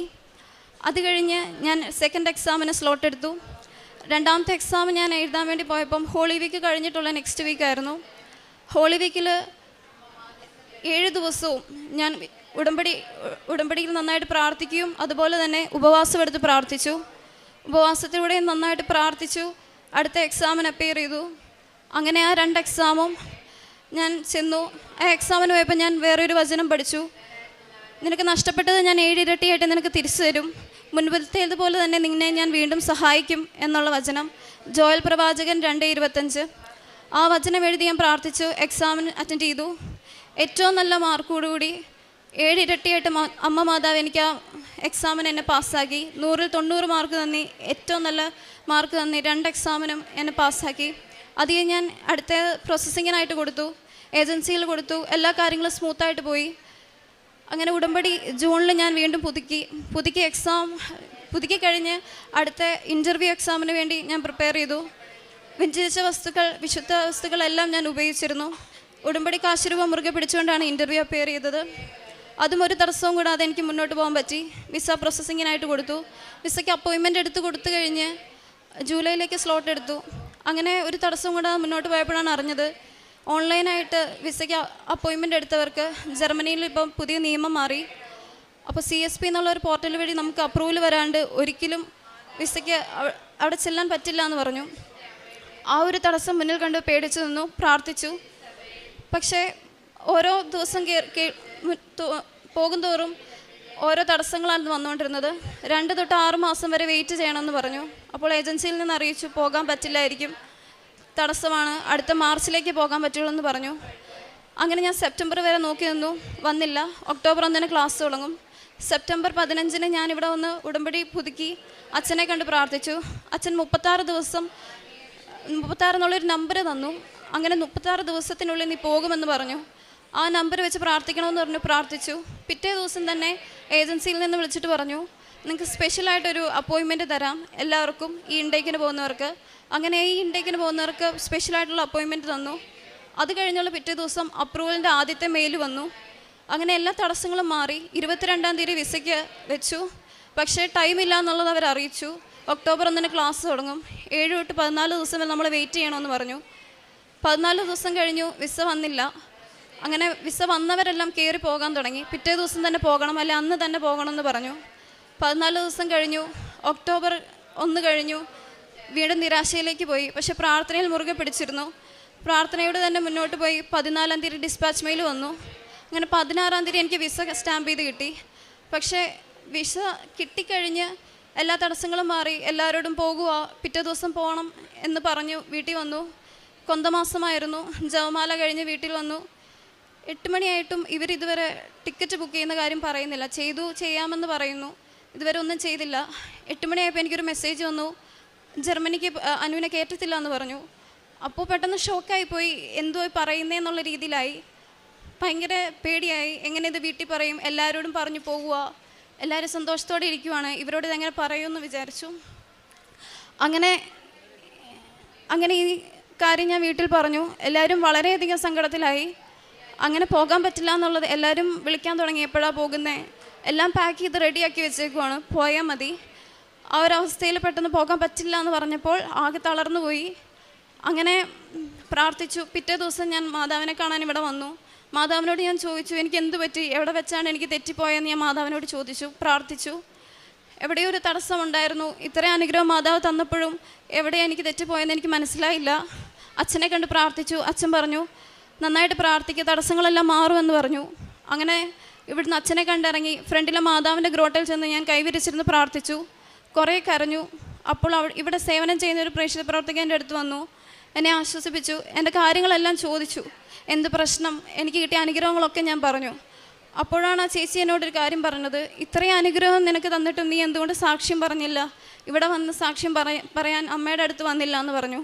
അപ്പോഴാണ് എനിക്ക് മനസ്സിലായത് എൻ്റെ കയ്യിൽ നിന്ന് വന്ന തെറ്റെന്തായിരുന്നു എന്ന് ഞാൻ പിന്നെയാണ് മനസ്സിലാക്കിയത്. ഇത്രയും അനുഗ്രഹം മാതാവ് തന്നിട്ട് ഞാൻ സാക്ഷ്യം പറയാനായിട്ട് അമ്മ മാതാവിൻ്റെ അടുത്ത് വന്നില്ല, പ്രാർത്ഥിച്ചു പോവുകയായിരുന്നു ചെയ്തിരുന്നത്. അതുകൊണ്ട് തന്നെ ഞാൻ ആ സമയത്ത് തന്നെ ഇവിടെ വന്ന് മാതാവിനോട് പറഞ്ഞു, ഞാൻ ഇനി പോകുവാണെങ്കിൽ അമ്മയുടെ അടുത്ത് വന്ന് സാക്ഷ്യം പറഞ്ഞിട്ടേ പോകത്തുള്ളൂ എന്ന് പറഞ്ഞു. അങ്ങനെ ഞാൻ നേർന്നു. ഒക്ടോബറിലെ ജപമാല റാലിയിൽ, അഖണ്ഡ ജപമാല റാലിയിൽ എനിക്ക് പങ്കെടുക്കാൻ ഉള്ള അവസരം കിട്ടി. ഞാൻ നന്നായി പ്രാർത്ഥിച്ചു. പള്ളി എത്തുന്നിടം വരെ ഞാൻ ജപമാല മുറുകെ ചൊല്ലിക്കൊണ്ട് തന്നെ ഒച്ചത്തിൽ ചൊല്ലിക്കൊണ്ട് തന്നെ ഞാൻ ചൊല്ലി. അങ്ങനെ ഞാൻ പ്രാർത്ഥിച്ചു. ഡിസംബർ 23 വീണ്ടും ഉടമ്പടി പുതുക്കി. എല്ലാ കാര്യങ്ങളും ഒരു തടസ്സവും കൂടാതെ മാതാവ് എനിക്ക് അടുത്ത വർഷത്തേക്കുള്ള എല്ലാ പേപ്പറുകളും പെട്ടെന്ന് തന്നെ എല്ലാ കാര്യങ്ങളും സ്മൂത്തായിട്ട് ചെയ്തു തന്നു.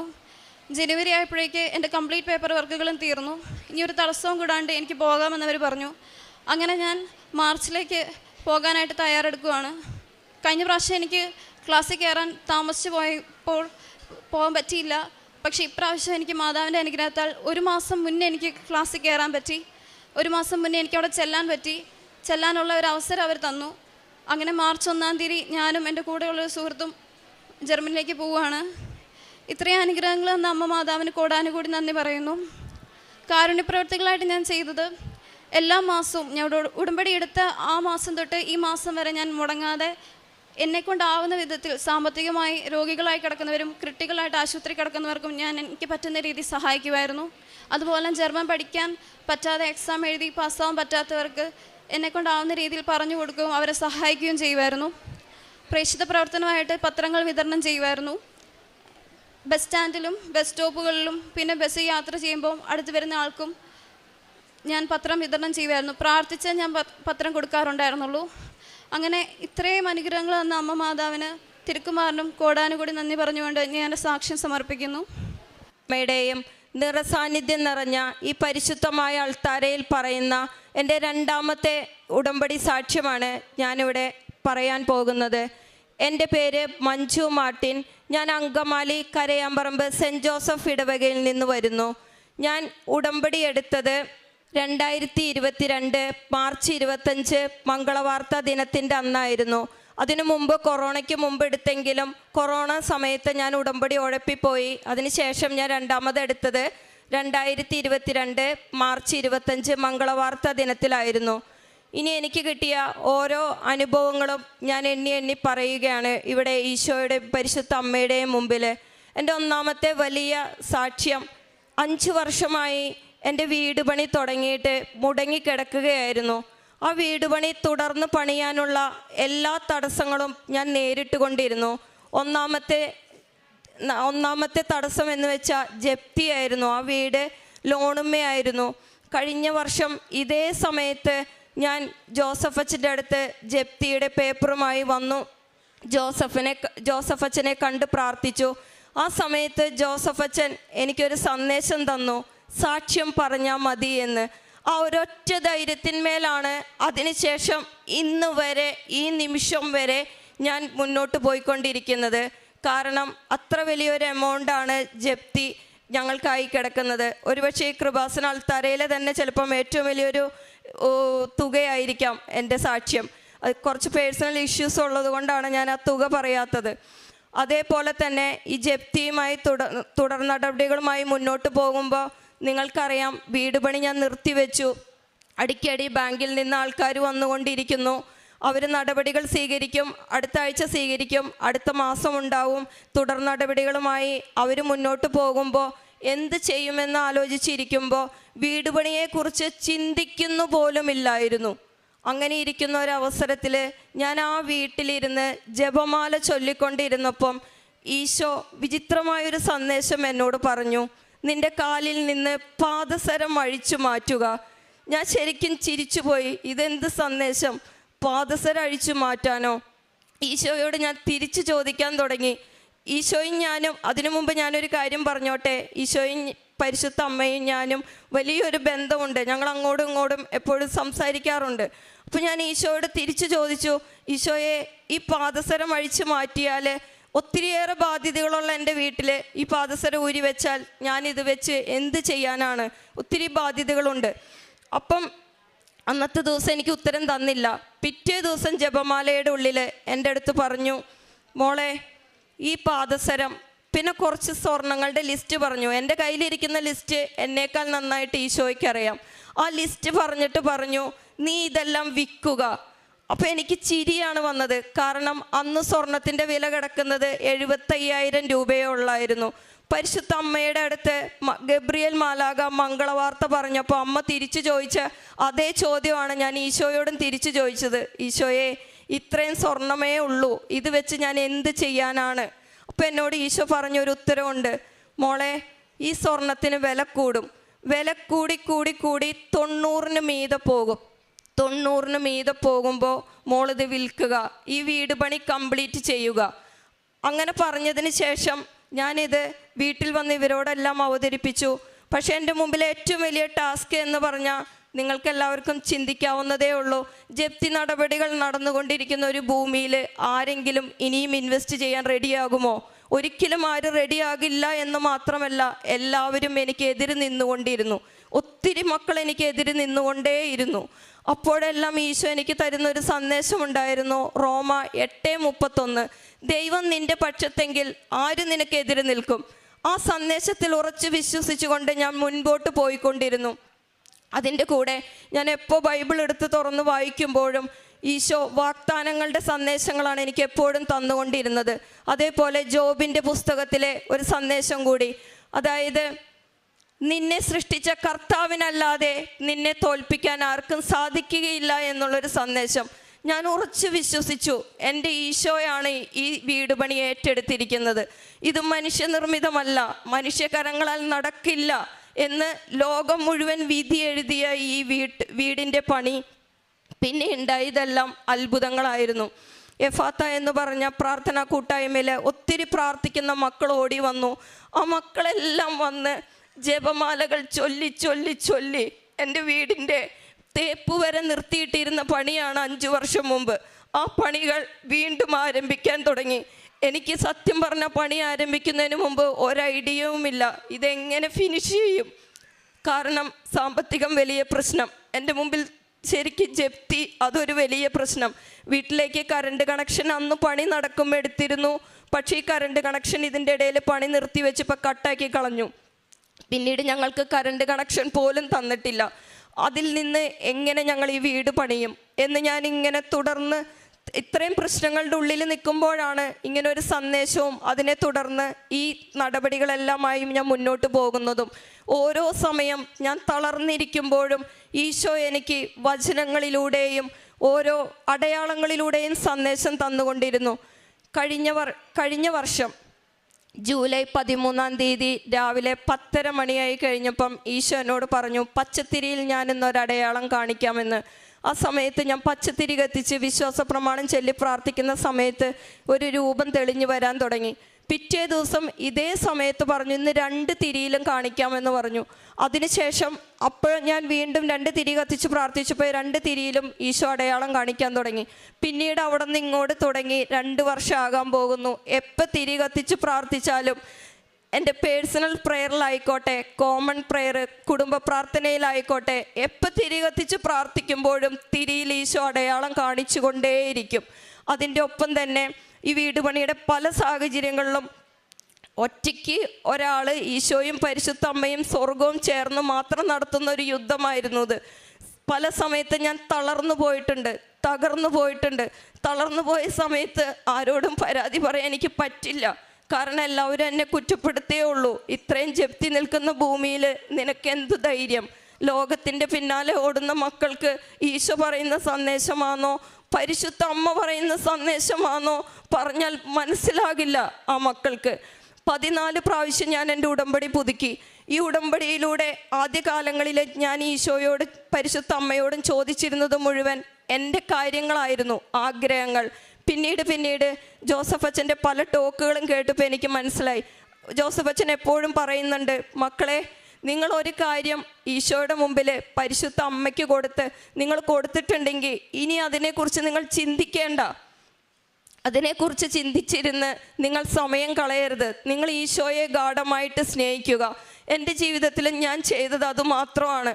എൻ്റെ ഈ നിയോഗങ്ങളെല്ലാം ഞാൻ മറന്നു കളഞ്ഞതിൻ്റെ ഒപ്പം തന്നെ ഈശോയോടും പരിശുദ്ധ അമ്മയോടും ചേർന്ന് ഞാൻ ജീവിക്കാൻ തുടങ്ങി. ആ ജീവിതത്തിൽ ഒത്തിരിയേറെ സഹനങ്ങൾ നേരിട്ട് കൊണ്ടിരുന്നപ്പോഴും പരിശുദ്ധ അമ്മയും ഈശോയും പല വിധത്തിൽ അടയാളങ്ങളിലൂടെ എൻ്റെ അടുത്ത് സാന്നിധ്യം അറിയിക്കാൻ തുടങ്ങി. ഒന്നാമത്തെ സാന്നിധ്യമാണ് ഈ തിരിയിലുണ്ടാകുന്നത്. 2 വർഷത്തോളമായി ഇന്നും മുടക്കില്ലാതെ അത് നടന്നുകൊണ്ടിരിക്കുന്നു. രണ്ടാമത്തെ വലിയ സാന്നിധ്യമാണ് സുഗന്ധാഭിഷേകം. ഞാൻ എപ്പോൾ പ്രാർത്ഥിക്കുമ്പോഴും അല്ലെങ്കിൽ ഏത് മക്കളുടെ അടുത്ത് ഫോണിൽ പോലും സംസാരിച്ചാലും കിലോമീറ്ററുകൾക്ക് അപ്പുറം നിന്ന് അങ്ങേ തലയ്ക്ക് നിൽക്കുന്ന മക്കൾക്ക് പോലും സുഗന്ധാഭിഷേകം ലഭിക്കാൻ തുടങ്ങി.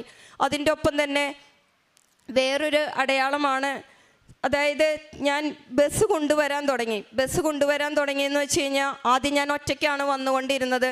ഈശോയുടെ വലിയ തീരുമാനമായിരിക്കാം, സ്വർഗത്തിൻ്റെ വലിയ തീരുമാനമായിരിക്കാം.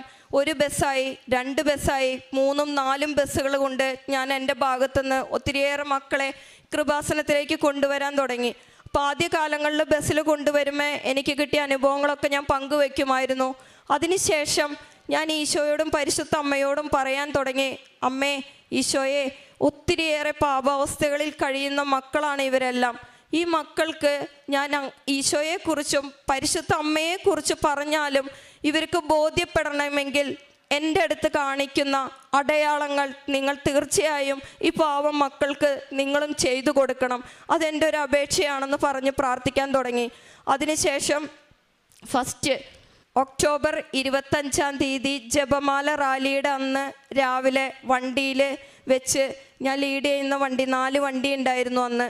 ഞാൻ ലീഡ് ചെയ്യുന്ന വണ്ടിയിൽ ഈശോ മിശിഹായ്ക്ക് സ്തുതിയായിരിക്കട്ടെ എന്ന് പറഞ്ഞു തുടങ്ങിയ വലിയ സുഗന്ധാഭിഷേകം എനിക്ക് മാത്രമല്ല വണ്ടിയുടെ ഉള്ളിലിരുന്ന എല്ലാ മക്കൾക്കും വരാൻ തുടങ്ങി. അവസാനം ഈ മൈക്കിലേക്ക് ആ സുഗന്ധാഭിഷേകം സ്പ്രെഡ് ചെയ്യാൻ തുടങ്ങി. അങ്ങനെ എല്ലാവർക്കും വിശ്വാസം വരാൻ തുടങ്ങി. ഈശോയും പരിശുദ്ധ അമ്മയുടെ സജീവ സാന്നിധ്യം ഓരോ മക്കളും വിശ്വസിക്കാൻ തുടങ്ങി. അതേപോലെ തന്നെ ഒത്തിരിയേറെ സമയങ്ങളിൽ ഈശോയുടെയും പരിശുദ്ധ അമ്മയുടെയും സാന്നിധ്യം അറിഞ്ഞുകൊണ്ട് മുന്നോട്ട് പോകുന്നു. അതിൻ്റെ കൂടെ തന്നെ വീട് പണിയുടെ ബാക്കി കാര്യങ്ങൾ കൂടി പറഞ്ഞോട്ടെ. വീട് പണിയുടെ ഡിസംബർ മാസം ഞാനിവിടെ വന്നിരുന്ന് ഇതേ സ്ഥലത്ത് വന്നിരുന്ന് ഞാൻ ഈശോയോടും പരിശുദ്ധ അമ്മയോടും ചോദിച്ചു, അമ്മേ പണികൾ നടന്നുകൊണ്ടിരിക്കുന്നു, ഈശോയെ ഞാനിനി എന്താ ചെയ്യണ്ടേ?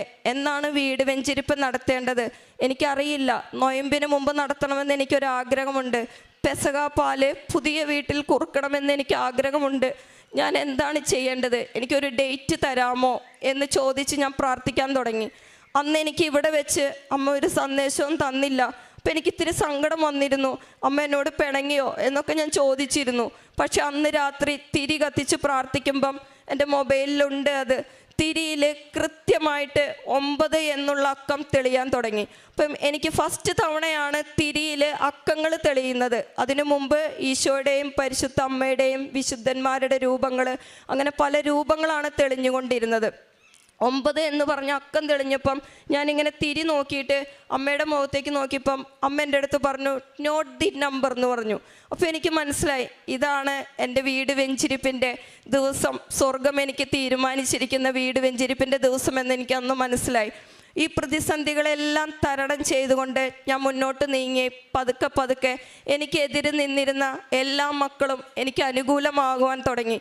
അവർക്ക് മനസ്സിലായി ഇത് എന്നെക്കൊണ്ട് സാധിക്കില്ല, എൻ്റെ വീട്ടിലെ എൻ്റെ ഹസ്ബൻഡിനെ കൊണ്ട് സാധിക്കില്ല, ഇത് ഈശോയും പരിശുദ്ധ അമ്മയും സ്വർഗം മുഴുവൻ ചേർന്ന് തന്ന ഒരു പ്രവൃത്തിയാണെന്ന് എല്ലാ മക്കളും വിശ്വസിക്കാൻ തുടങ്ങി. വീട് വെഞ്ചിരിപ്പിന് വന്ന ഓരോ മക്കളും പറഞ്ഞതും അത് തന്നെയാണ്.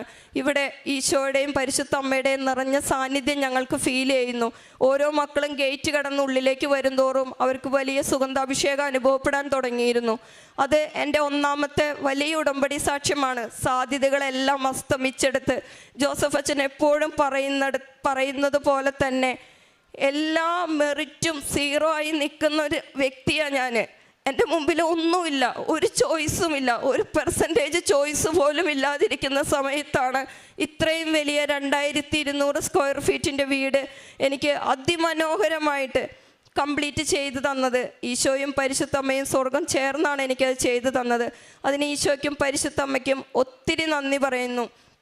അതേപോലെ എൻ്റെ രണ്ടാമത്തെ സാക്ഷ്യമാണ്, ഇതെൻ്റെ മൂത്ത മകനാണ്. ഇവൻ കഴിഞ്ഞ വർഷം 10th ആൾ പഠിക്കാൻ കുറച്ച് ഉഴപ്പിലായിരുന്നു. കഴിവില്ലാതെയല്ല, പഠിക്കില്ല. ആൾ ഭയങ്കര ഉഴപ്പാണ്. ബുക്ക് എപ്പോൾ എടുത്താലും ആൾ കിടന്നുറങ്ങും. ആദ്യത്തെ മാസങ്ങളിലൊക്കെ ഞാൻ വിചാരിച്ചു അടുത്ത മാസം ശരിയാകുമായിരിക്കാം, പിന്നെ ശരിയാകുമായിരിക്കും എന്ന് വിചാരിച്ചു. പോകെ പോകെ ഡിസംബർ മാസം വന്നെത്തിച്ചേർന്നു. 10th കുട്ടികൾ പഠിക്കുന്ന മമ്മിമാരുണ്ടെങ്കിൽ നിങ്ങൾക്ക് മനസ്സിലാക്കാൻ സാധിക്കും ഞാൻ അനുഭവിച്ച ആ ഒരു വേദന എന്തുമാത്രം ഉണ്ടെന്ന്. കാരണം കൊച്ചു ബുക്ക് കയ്യിലെടുത്ത് അന്നേരം ഉറങ്ങി വീഴുമായിരുന്നു. ഞാൻ അങ്ങനെ ഇവിടെ ഉടമ്പടി പുതുക്കിയപ്പം അമ്മയോട് പറഞ്ഞു, അമ്മേ എൻ്റെ മകനെ ഉത്സാഹിയാക്കി തരണം. ചോദിക്കാൻ ഒരർഹതയില്ലായിരുന്നിട്ട് പോലും ഞാൻ എൻ്റെ അമ്മയോട് ചോദിച്ചു, അമ്മേ ഒരു 80% മാർക്ക് എൻ്റെ മകന് കൊടുക്കുമോ എന്ന് ഞാൻ ചോദിച്ചിരുന്നു. അതിൻ്റെ ഉത്തരം എന്നുള്ള നിലയിൽ ആ ഉടമ്പടി പുതുക്കി 2 ആഴ്ച കഴിഞ്ഞപ്പോൾ ഈ കുട്ടി എന്നോട് സംസാരിക്കാൻ തുടങ്ങി, അമ്മേ ഇങ്ങനെ പോയാൽ പറ്റില്ല, എനിക്ക് പഠിക്കണം, എനിക്ക് നല്ല രീതിയിൽ പഠിച്ച് മാർക്ക് വാങ്ങിക്കണം എന്ന്. അപ്പോൾ അത്രയും മാസങ്ങളെല്ലാം ആൾ കുറച്ച് നല്ല രീതിയിൽ ഉഴപ്പിക്കളഞ്ഞിരുന്നു. പിന്നീടുള്ള 3 മാസമാണ് ആൾ നന്നായിട്ട് പഠിച്ചിരുന്നത്. ആ നന്നായിട്ട് പഠിച്ച് പരിശുദ്ധ അമ്മയും ഈശോയും വലിയ രീതിയിൽ അവനെ സഹായിച്ചു. ഞാൻ ചോദിച്ചതുപോലെ തന്നെ കൃത്യം 80% മാർക്ക് ഈശോയും പരിശുദ്ധ അമ്മയും ആ മകന് കൊടുത്തു. അതേപോലെ തന്നെ അടുത്ത സാക്ഷ്യമാണ് എൻ്റെ രണ്ടാമത്തെ കുട്ടി. ഈ കുട്ടിക്കും ഇവർക്കും ഞങ്ങൾക്കെല്ലാം വീട്ടിൽ എന്ത് രോഗം വന്നാലും ഞങ്ങൾ ഉപയോഗിക്കുന്നത് ഹോസ്പിറ്റൽ മരുന്നല്ല, ഉടമ്പടി നേർച്ച വസ്തുക്കളാണ്. രോഗം വരില്ല എന്നല്ല, രോഗം വരും. ഒറ്റ ദിവസത്തെ ദൈർഘ്യമേ ഈ രോഗത്തിനുള്ളൂ. ഉടമ്പടി ഉപ്പ്, ഉടമ്പടി തേൻ, ഉടമ്പടി ലോക്കറ്റ് ഏറ്റവും വലിയ പവറുള്ള വസ്തുവാണെന്ന് ഞാൻ പറയുള്ളൂ. കാരണം സ്വർണത്തേക്കാൾ വിലപ്പെട്ടതാണ് ഉടമ്പടി ലോക്കറ്റ്. ഉടമ്പടി ലോക്കറ്റ് എപ്പം ഒമിറ്റ് ചെയ്തുകൊണ്ടിരിക്കുന്ന കുഞ്ഞുങ്ങളുടെ കൈ പോലും ഉള്ളം കൈയിലൊന്ന് പിടിപ്പിച്ച് മുറുകെ പിടിച്ച് കഴിഞ്ഞാൽ വോമിറ്റിങ് അവിടെ നിൽക്കുന്നത് ഞാൻ കണ്ടിട്ടുണ്ട്. അങ്ങനെ ഒത്തിരിയേറെ ഉടമ്പടി നേർച്ച വസ്തുക്കൾ ഉപയോഗിച്ച് ഒത്തിരിയേറെ സൗഖ്യങ്ങൾ. ഇത്രയും വർഷത്തിൻ്റെ ഉള്ളിൽ ഞങ്ങൾക്കൊരു ഹോസ്പിറ്റൽ കേസ് വന്നിട്ടില്ല. അതിൻ്റെ തന്നെ ഏറ്റവും വലിയ അടയാളം എന്ന് പറയാൻ ഈ കുഞ്ഞിൻ്റെ വലത് കയ്യിൽ ഇവൻ തമാശയ്ക്കെപ്പോഴും കൈ ഇങ്ങനെ കാണിക്കുമായിരുന്നു. ഇങ്ങനെ കാണിച്ച് ഈ എല്ലിൻ്റെ ഉള്ളിൽ നിന്ന് പതുക്കെ ഒരു സൗണ്ട് വരാൻ തുടങ്ങി. സൗണ്ട് വരാൻ തുടങ്ങിക്കഴിഞ്ഞപ്പോൾ ഇവന് തന്നെ ഒരു ഡൗട്ട്, ഉടമ്പടി നേർച്ച വസ്തുക്കൾ പനി വരുമ്പോഴും ജലദോഷം വരുമ്പോഴും വയറുവേദന, ചെവി വേദന, ഛർദി അതിന് മാത്രമാണ് ഉപയോഗിക്കുന്നത്, എല്ലിന് ഉപയോഗിക്കാൻ പറ്റൂല എന്നൊരു ഡൗട്ട്. അപ്പോൾ ഇവൻ പറഞ്ഞു, പപ്പേ ഹോസ്പിറ്റലിൽ പോകണം. അപ്പോൾ പപ്പ പറഞ്ഞു, എടാ വെയിറ്റ് ചെയ്യ്, നമുക്ക് പോകാം എന്ന് പറഞ്ഞു. അങ്ങനെ ഞങ്ങളെല്ലാവരും കൂടി തീരുമാനിച്ചു, നമുക്ക് ഒരാഴ്ച ഉടമ്പടി നേർച്ച വസ്തുക്കൾ കൈമ പുരട്ടി നോക്കാം, പറ്റിയില്ല എന്നുണ്ടെങ്കിൽ ഹോസ്പിറ്റലിൽ പോകാം, തുടർ നടപടികൾ ചെയ്യാം എന്ന് പറഞ്ഞു.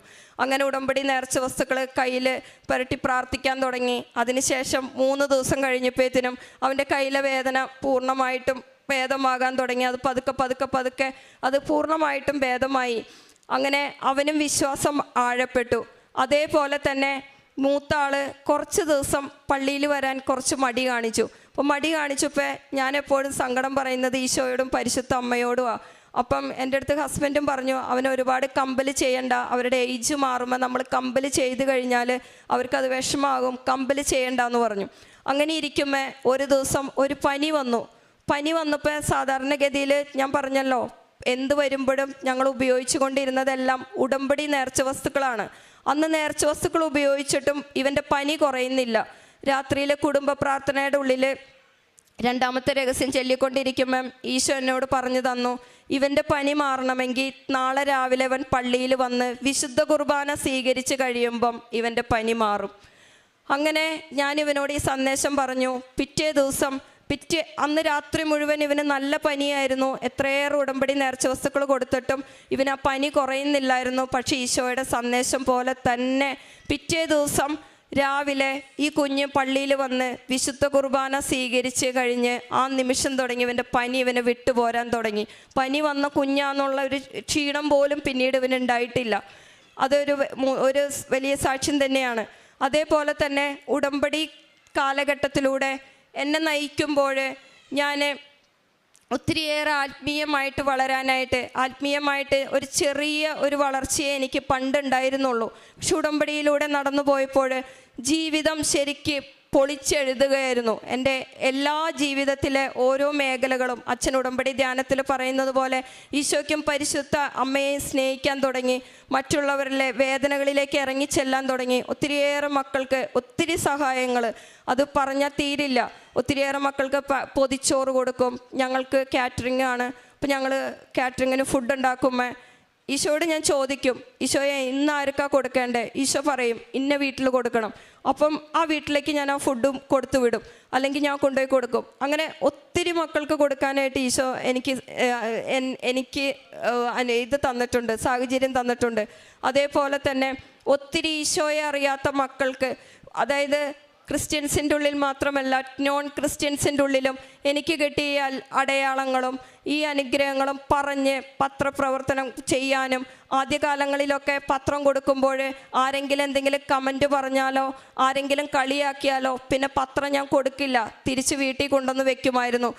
ഞാൻ ഇന്ന് വെറും ഒരു പുഞ്ചിരിയോടുകൂടി ഞാനിങ്ങനെ എപ്പോഴും ഈശോയോടും പരിശുദ്ധ അമ്മയോടും ഉള്ളിൽ പറയും, ഇവരൊക്കെ എന്ത് പറഞ്ഞാലും എനിക്കല്ലേ നിങ്ങളെ അറിയുള്ളൂ എന്ന് പറഞ്ഞുകൊണ്ട് ചിരിച്ചുകൊണ്ട്, അവർ പറയുന്നത് എന്തും ചിരിച്ചുകൊണ്ട് നേരിട്ട് ഒത്തിരി മക്കളുടെ അടുത്ത് പ്രേക്ഷിത പ്രവർത്തനം ചെയ്യാറുണ്ട്. അനാഥാലയങ്ങളിൽ പോകാറുണ്ട്.